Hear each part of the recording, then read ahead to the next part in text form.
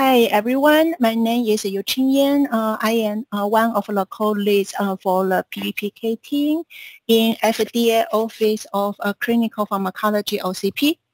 And thank you for inviting us to this webinar and for giving us the opportunity to talk about a recent update on PBPK submission received in the OCP. Here is our disclaimer for this presentation. In this presentation, Susie and I will provide an overview of the PBPK submission received in the Office of Clinical Pharmacology, introduce our team's role and responsibility, and share 3 case studies focused on the application of PBPK modeling in drug-drug interaction. Yeah, so we talk about today's outline, and now let's dive in. So PBPK analysis can be submitted in 3 types of application: investigational new drug application (IND), new drug application (NDA), and biologics license application (BLA). In this slide, we summarize the status of regulatory submissions to FDA that contains PBPK analysis. The 2 pie charts show the distribution of the area of PBPK application in different timelines. So would you please click?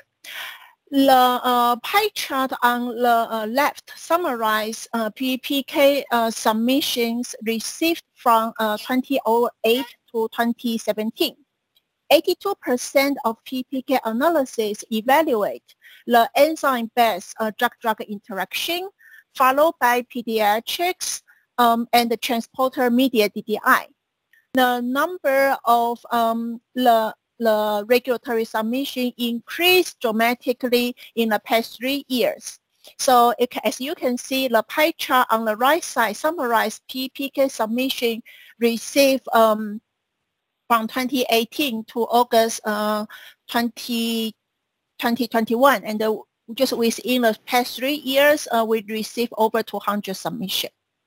So from 2008 to now, enzyme-based DDI has remained the majority of PBPK application, but the amount of transporter DDI has increased since 2017. As you can see on the pie chart on the right side, the transporter DDI already ranked at 2nd. In addition, the PBPK modeling has been applied to more areas, such as DDI with an acid reduction agent. Next slide, please. A PBPK review can start in either the IND or the NDA stage. In the IND stage, PBPK modeling and simulation were often used to support DDI evaluation and, for example, inform the protocol design in clinical DDI or PK study. PBPK modeling in IND stage also commonly used to support initial dose selection in specific population and has been used to support dosing recommendation under EUA. Click. During the IND stage, sponsor and FDA can discuss the acceptability of the proposed modeling approach in an application, including model development plan and verification plan. Next slide, please. So here is a flow chart on how PBPK analysis were reviewed in the NDA stage. Next, please.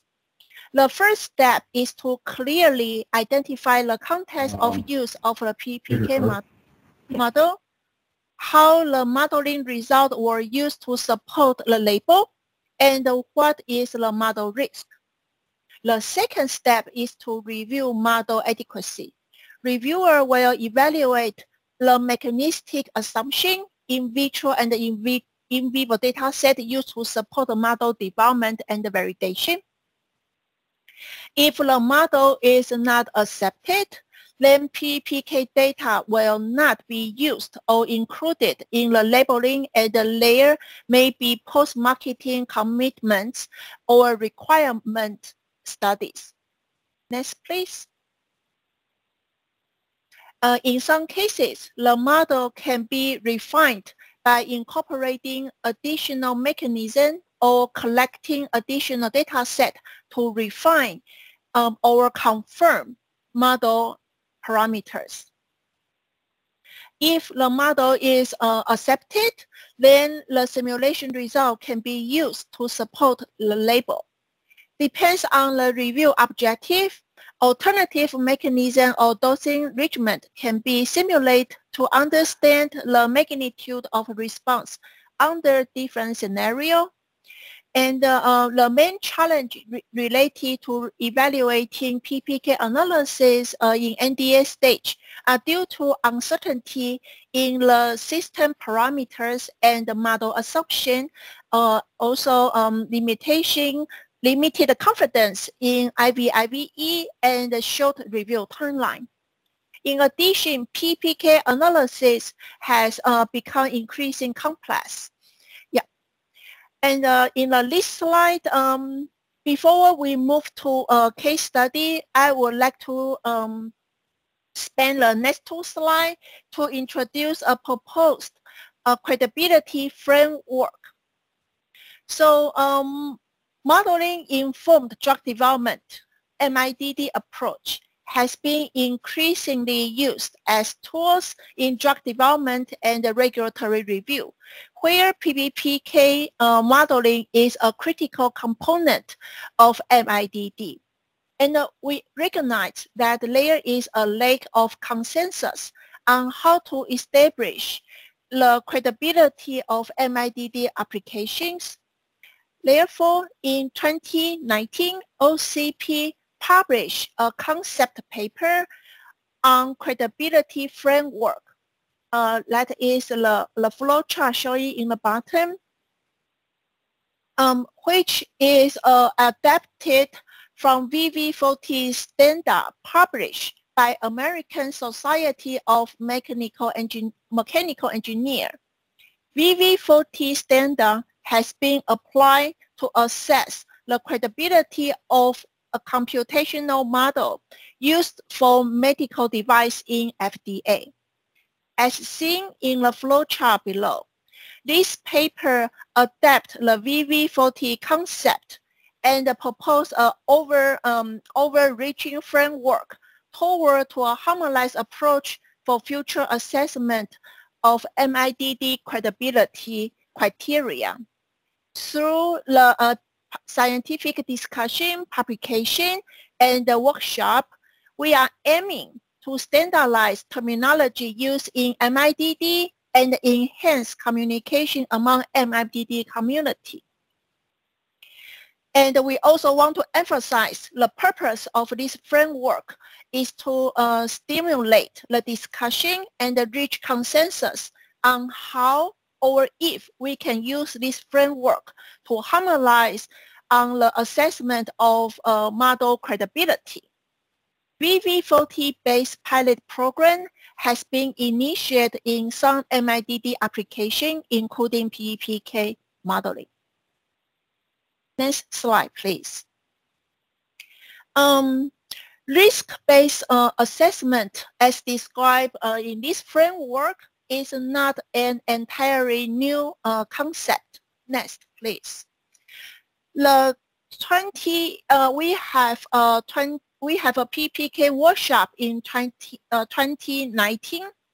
In this workshop, we discussed what were the best practice of PBPK application for supporting regulatory decision.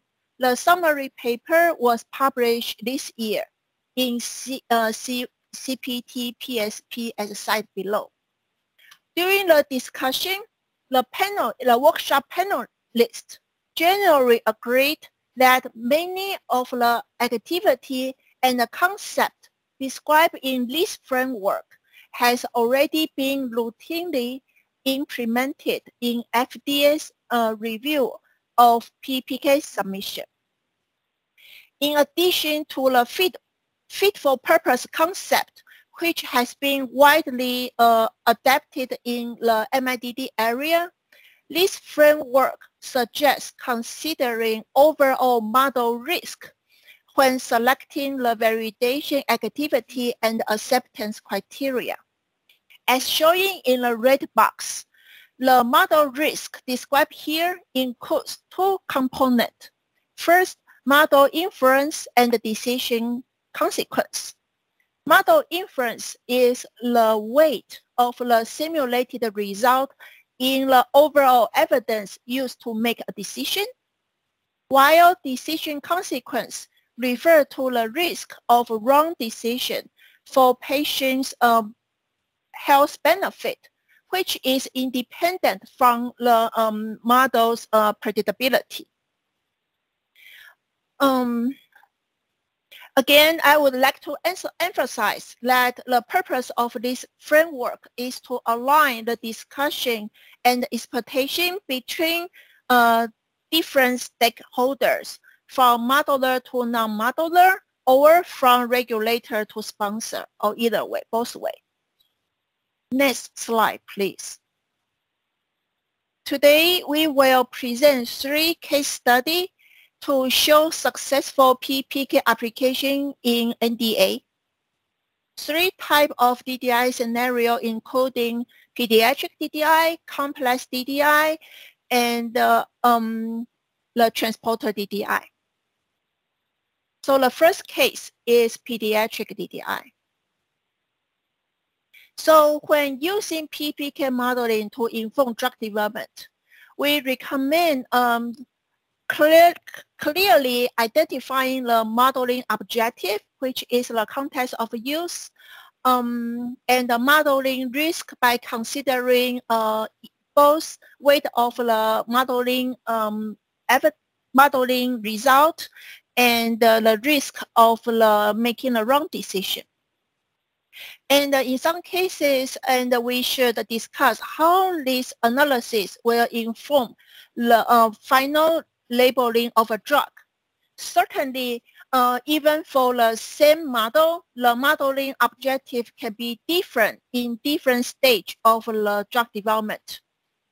And the common data set used to support a PBPK model development, including the drug's physiological property, in vitro ADME and the DDI study, mass balance study, and dose proportionality study, and other information. Next slide, please. So in the pediatric DDI case study, we also want to use this case to illustrate how to use VV40 framework to inform model risk and model validation activity. Next, please. In this submission, a general question of the interest is the dosing recommendation of risdiplam when co-administered with a CYP3A substrate in pediatric population.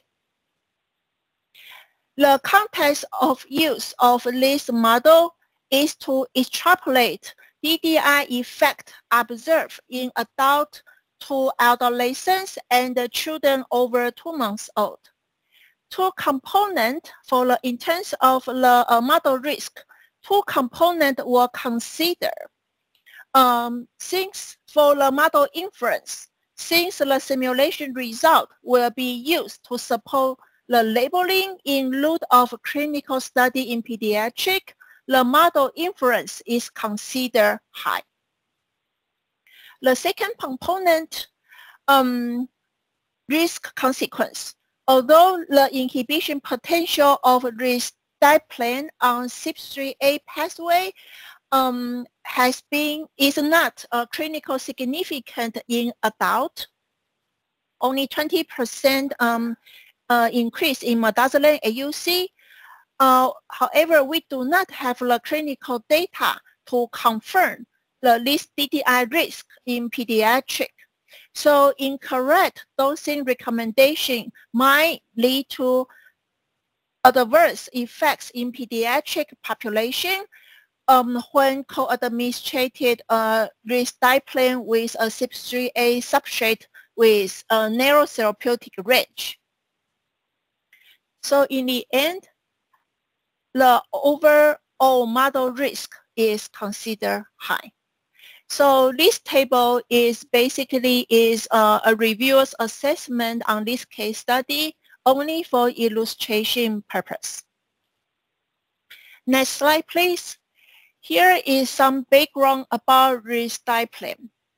FDA approved risdiplam in 2020 to treat patients 2 months and older with spinal muscular atrophy. The dosage form for risdiplam is oral solution, and this drug is highly permeable. The clearance is relatively slow. Risdiplam is mainly metabolized by FMO pathway. In terms of their DDI potential, in vitro DDI data suggests that risdiplam is a time-dependent inhibitor on CYP3A pathway. The inhibition potential in adult is not clinically significant. Next slide, please. The objective of this PBPK application is to evaluate the clinical liability in pediatric. The DDI assessment usually started with in vitro evaluation. So by using the in vitro DDI parameter, the applicant found the DDI potential is significant. By using the base model, the AUC ratio is 1.25, and by using a PBPK model, the AUC ratio of the midazolam with or without the risdiplam is over twofold in both adult and pediatric population. So next, please. To extrapolate the observed DDI effect from adult to pediatric, the applicant conduct PBPK modeling analysis. In this analysis, one thing to be noted is risdiplam and the midazolam PBPK model were independently validated with clinical data. Next. So the validation activity included in this analysis are potential review issues such as model assumption and parameter uncertainty, and selecting the clinical data set to validate the model performance. Next slide, please. Now let's look at the model validation result. This slide summarizes the model performance and the example of the review issue identified during the NDA review. So as shown in the left upper corner, the model can describe the observed PK data in adult and children. Reviewer also check the selection of the oral model and the physiological parameter to adjust the target population, which is adult and the patient group, and the parent to metabolite ratio. Next, please. Next, we evaluate the model performance in terms of the DDI result. So as shown here, oral model can describe the DDI study with midazolam for adults. In this section, we pay attention on how to use this adult midazolam result to inform the TDI parameter for risdiplam, and also special attention was paid to confirm that route-specific clearance were validated for the midazolam model for pediatric population. Next.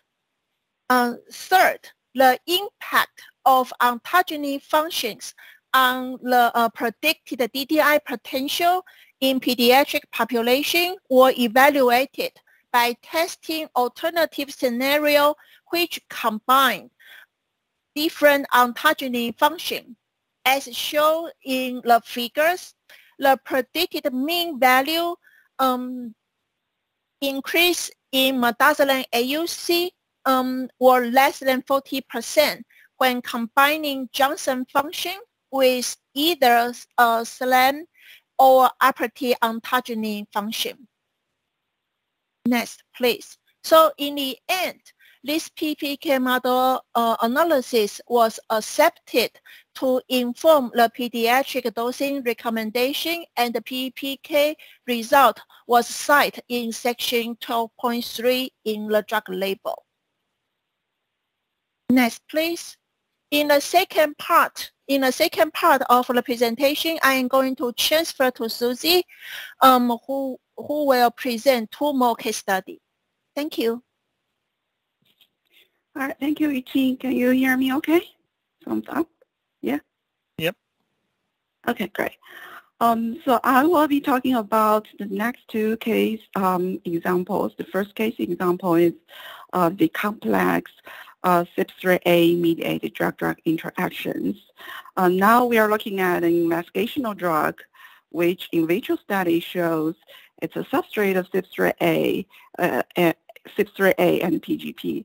It also has time-dependent inhibition potential towards Substrate A, as well as the induction potential towards Substrate A. So potentially, we're looking at 3 pathways of DDIs.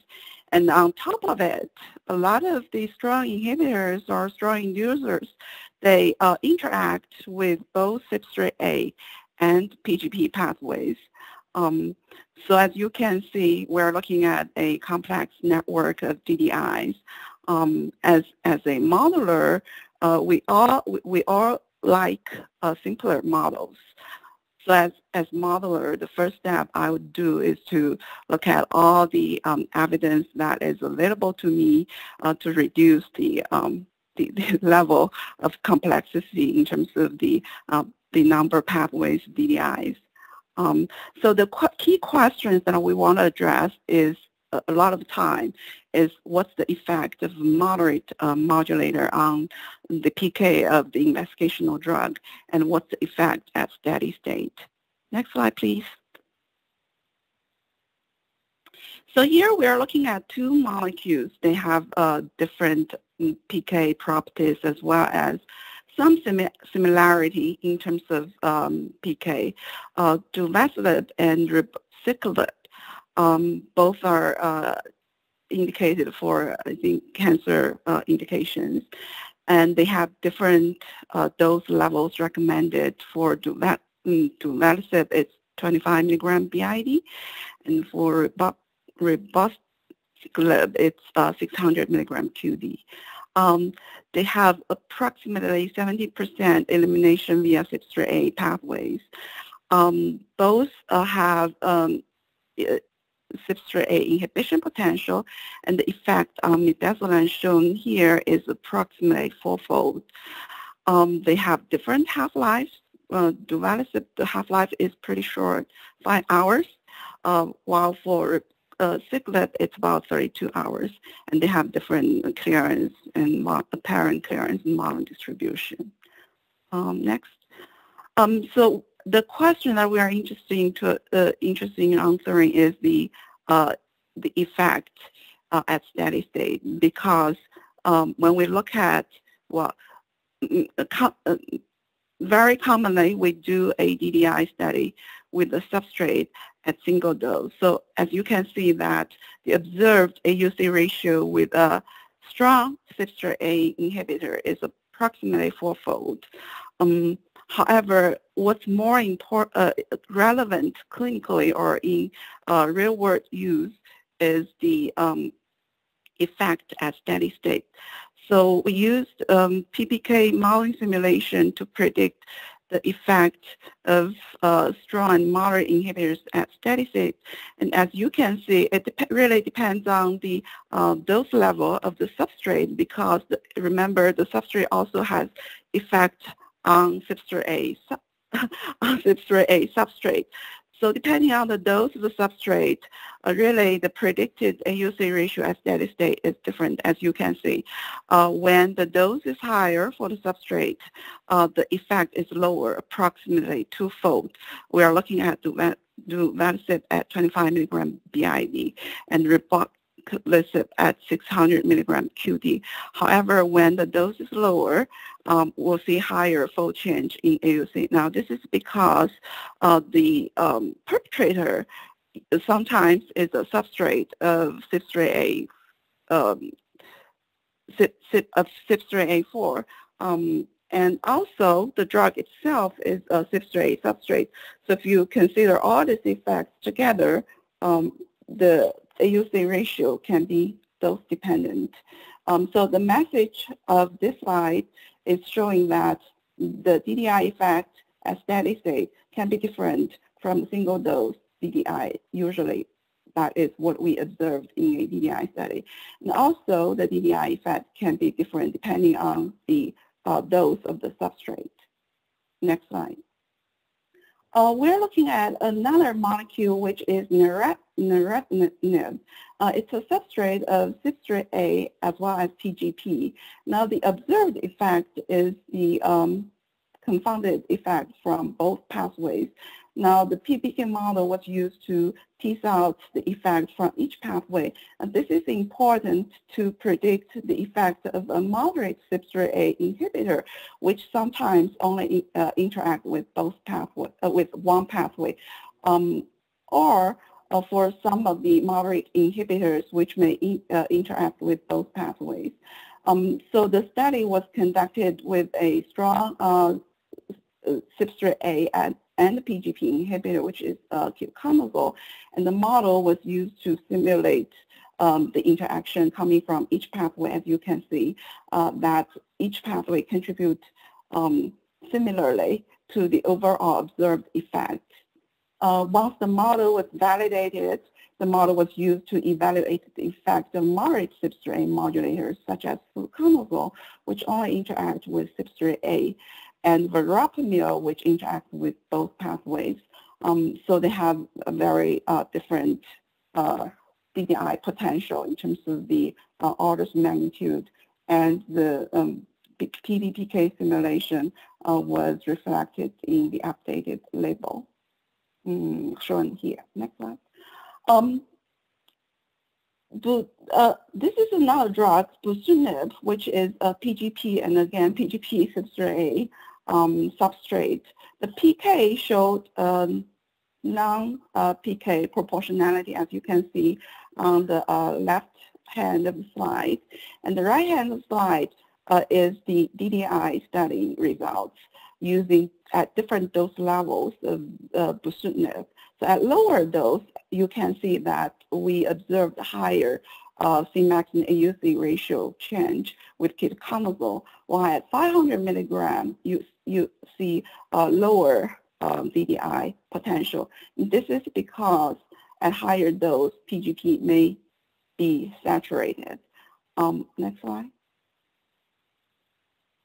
So this was published by the sponsor, I think, that they developed PBPK model and quantify the contribution from PGP and did simulation to show that if you don't consider PGP inhibition, the effect of a strong inhibitor can be much lower. This slide, I want to show that, as you can see, for a PGP substrate, the Cmax and AUC change with a strong inhibitor at different dose levels can be different. So if we only, when we do dose adjustment with either strong or moderate inhibitors based on one DDI study, that result can be misleading. So really what this should be done is to conduct simulation at different dose levels with different inhibitors and match that with the recommended dose. The recommended dose for Certneb is 500 milligram, which probably PGP is saturated, but the DDI effect at this dose level is much lower than the lower dose level of Certneb. Next slide. So we'll switch gear to talk a little bit about, we put transporter DDI here, but really we're just talking about PGP in the next example. Next slide. Certneb, which is a recently approved drug for EGFR exon 20 insertion mutation, non-small cell lung cancer, and the recommended dose is 160 milligram QD. This slide highlights the clinical pharmacology feature of the drug. It's a highly soluble, highly permeable drug with absolute oral bioavailability of approximately 40%. It has two major metabolites. It's a Substrate A substrate. There was DDI studies with a strong Substrate A inhibitor as well as strong Substrate A inducer. In vitro, the drug is an inhibitor of PGP, and the dose of proportionality over 5 to 150 milligrams in patients following single dose. The drug also showed weak induction effect towards Substrate A4. Next slide.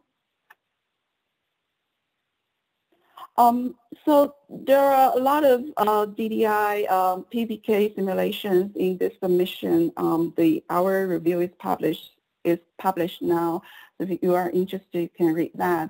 But for today's webinar, I will be focusing on evaluating the effect of Certneb on the PK of the PGP substrate. Here are the considerations when we evaluate the effect. So the effect of Certneb on systemic PGP is unlikely based on the basic model calculation. So we are focusing on evaluating the intestinal PGP mediated interaction. The perpetrator models were evaluated against two substrate models, digoxin and dabigatran. So we look at both substrate models.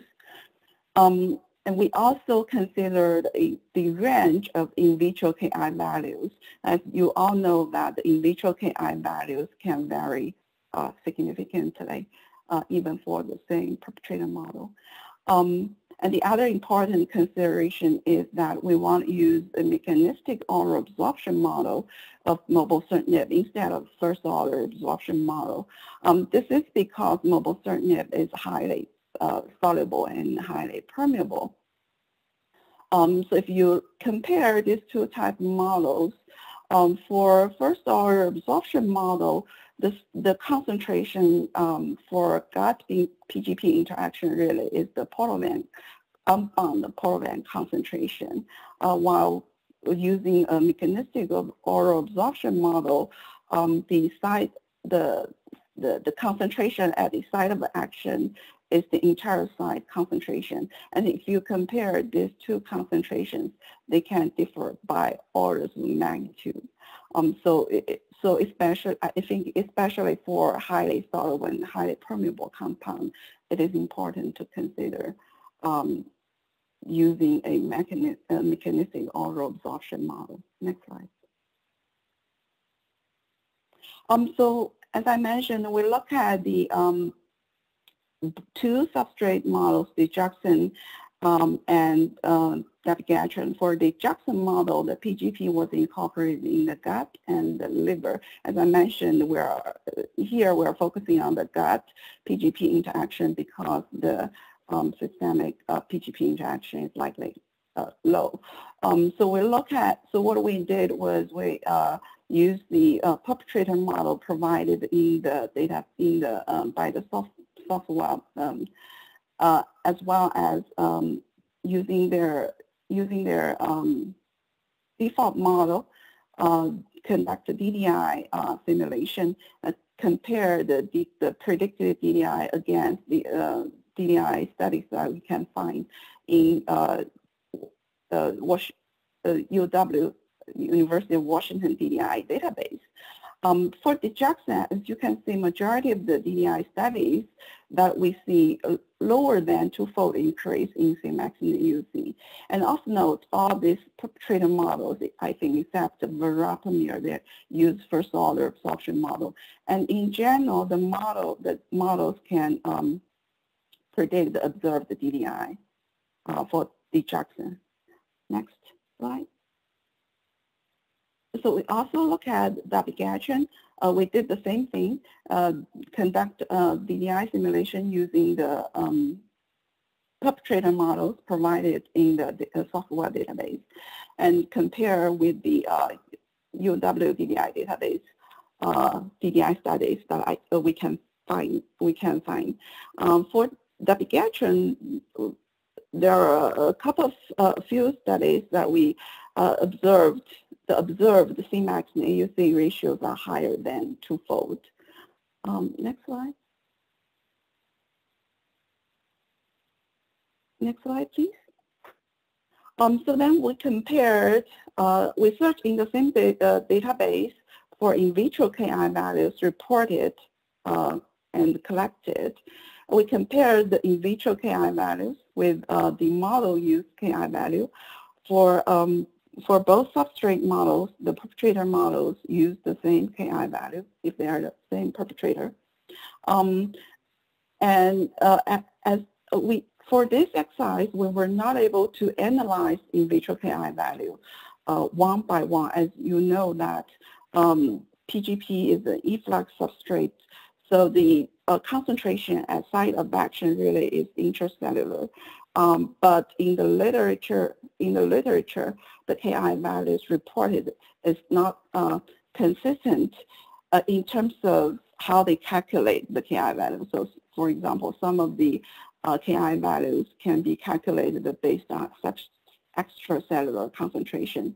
But for some perpetrator, it is possible that the intracellular concentration can be lower than extracellular concentration. So in that case, the Ki value can be, the estimated Ki value can be higher than the true Ki value. But we were not able to do that within the review cycle, meaning to look at or examine the in vitro studies one by one. So what we did was just look at the reported values and compare with the in vivo, not in vivo, but model Ki, and compare reported the fold difference. As you can see here, that majority of the fold difference is within 50-fold, except for ritonavir. But if you go back and look at the effect of ritonavir on these two substrates, really it's about 20% increase in Cmax or AUC. So that means maybe ritonavir for very weak inhibition effect, we need to adjust the Ki value a lot. But the other point here is that all the perpetrator models except for verapamil used first order absorption model. So as we focus on the Ki value, we should not overlook at the other end of the equation, which is really the concentration at the site of action. Sometimes can also affect the DDI evaluation. Next slide.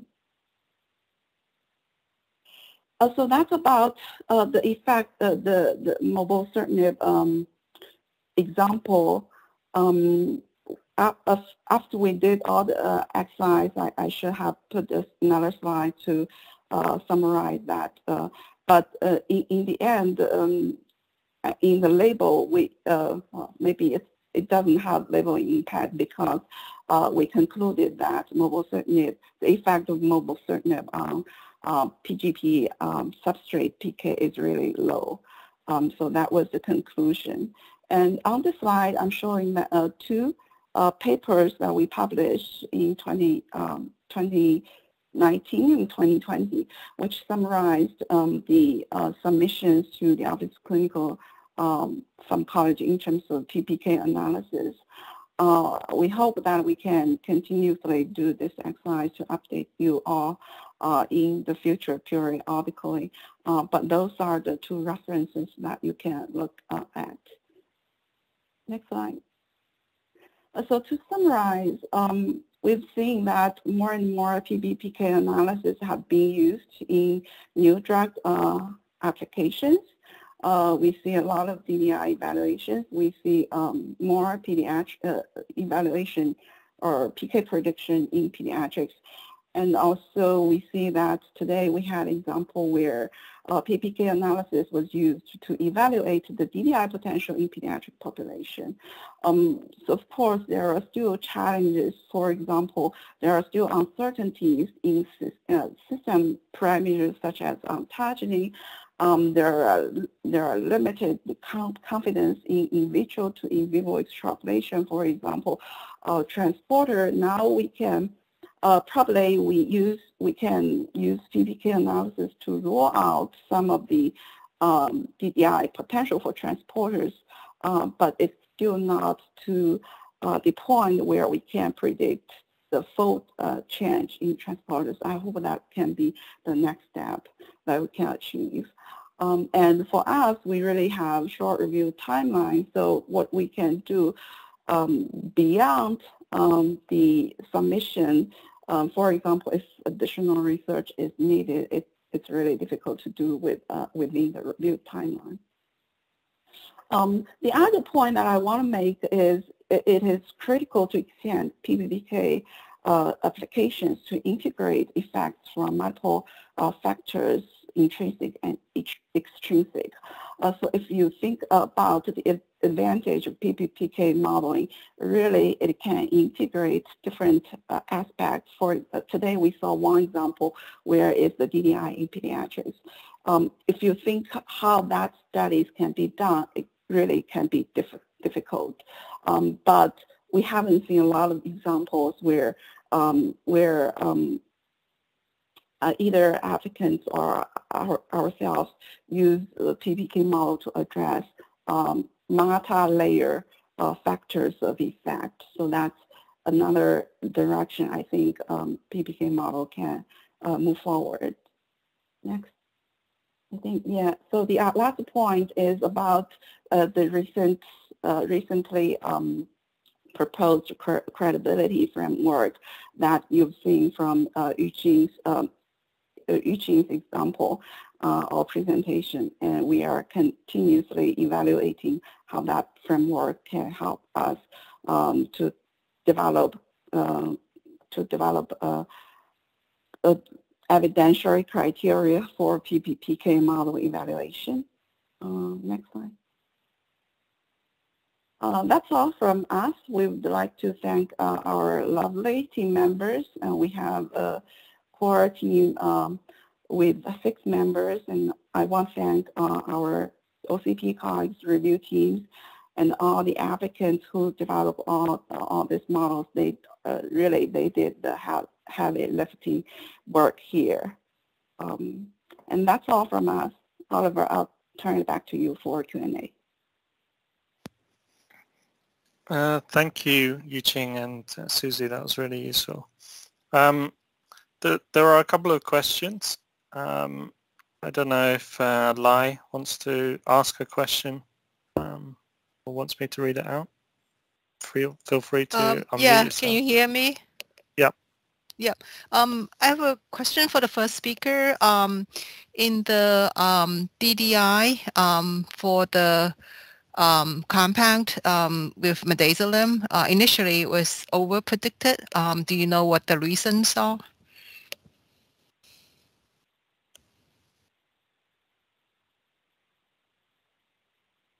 Yuching, you might be on mute if you're replying.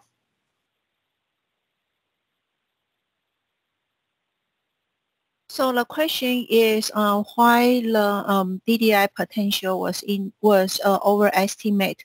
That is because we use in that application the applicant use the in vitro TDI parameter. So based on our experience, there is a possibility the in vitro TDI parameter would overestimate the DDI potential in vivo. Yeah.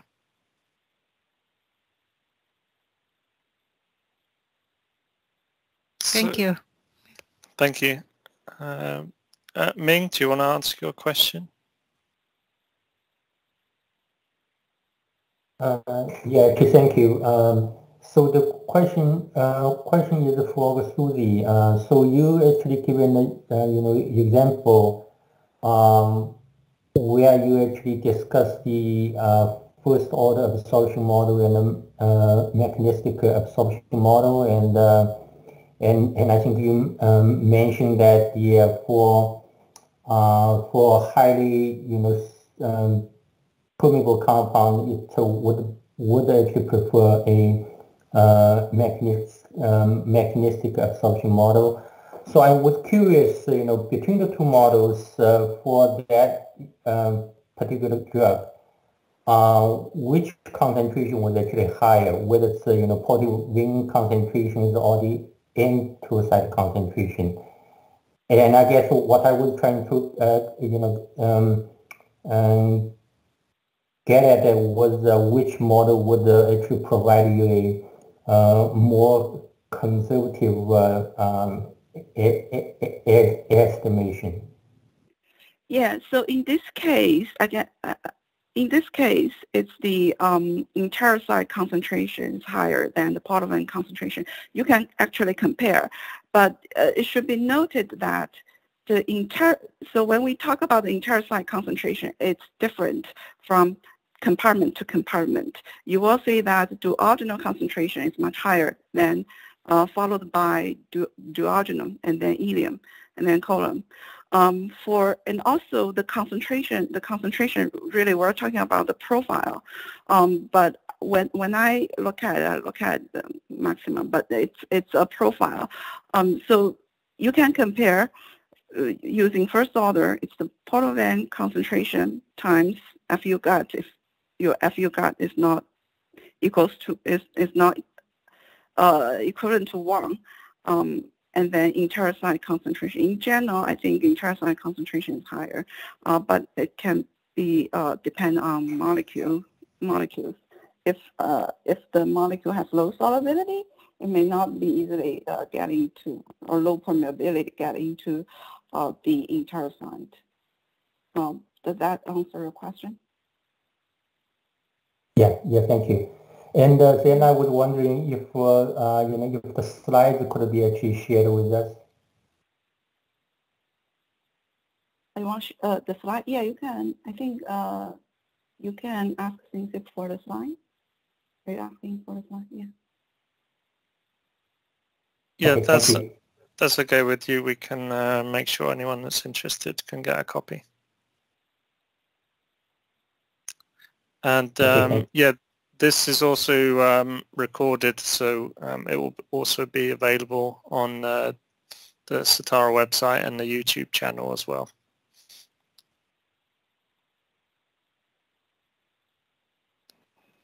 Are there any other questions for the speakers?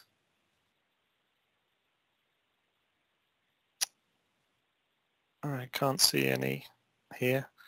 Thank you, Yuching and Susie. That was really, really great presentation and really good to get your kind of insight and also an update on the submissions for the OCP. So thank you for doing that. Really appreciate it. Thank you for the opportunity. Yeah. And obviously, if you haven't read their paper, please take a look. I'm just going to segue to the next webinar is on the 18th, so only in 2 weeks' time, and actually it links quite nicely with what was presented today, because we're talking again about risdiplam. So Yumi and Michael, both Roche, are going to be covering this in detail, looking at the model-based DDI extrapolation strategy. So please do sign up for that one. That is slightly different. It's on the Certara website, so you can access it there. And then the only other date for your diary for close to the end of the year is another talk actually from FDA, and this one is looking at the bioequivalence and approval of generic products, looking at diclofenac topical gel. So that's on the 8th of December, and as usual it's the same time, and you can register for that one on the members area.